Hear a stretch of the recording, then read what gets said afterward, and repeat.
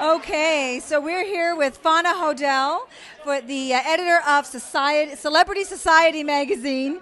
She is an author and a philanthropist, and she has an incredible story. Fauna, thanks for joining us. What makes it important for you to be here tonight? Well, first of all, our editor, Mimi Maccabee, sent me to make sure that I cover what's going on with Mark Curry and all the good works that he's doing, because our 41-year-old magazine is all about philanthropy. We're out of Beverly Hills, but we cover stories all over this planet of powerful people who are out there making a difference and giving back.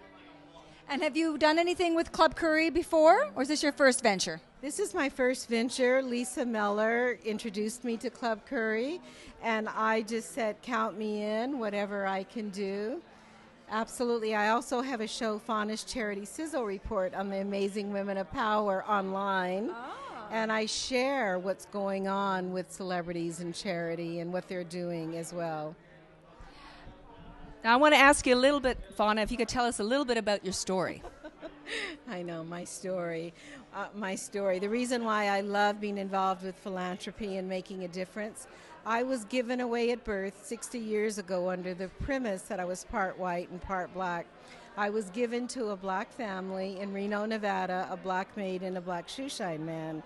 Well, that time in America, 60 years ago we're talking, It was intense. I was a little girl who was never darkening, not fitting in. And later I would write a book, One Day She'll Darken, The Mysterious Beginnings of Fauna Hodel. And I understand you're also in the middle of making a movie? I actually produced a film with Alfre Woodard, Charles Dutton, Jill Clayburgh, Tess Harper, all the way back in '90, and we had to change all the names to protect the guilty. Oh, no. Because my real family is very rich, very powerful, and they did not want my story out. So all these years later, I can finally tell the story. And with millions of dollars in that first film that was stopped, my goal is to do a documentary feature about all of that, whatever happened to Pretty Addie's baby, and then do a brand new film based on the story I always wanted to tell.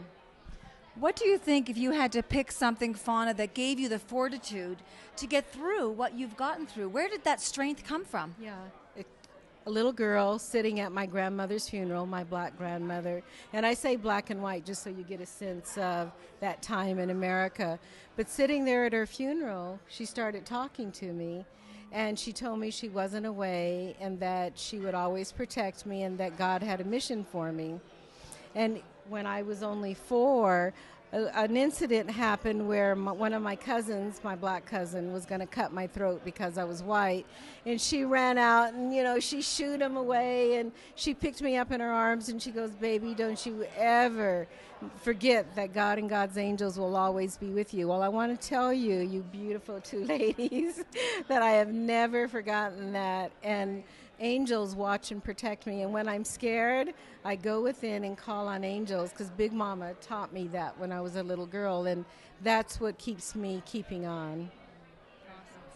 We have an inspiring story. Thank you so much for sharing. Thank you so deserve much. a big hug, too. You too. You're Group hug. You're beautiful. Yeah, group hug. You too. Your spirits are so beautiful. No, thank you. Thank you for sharing.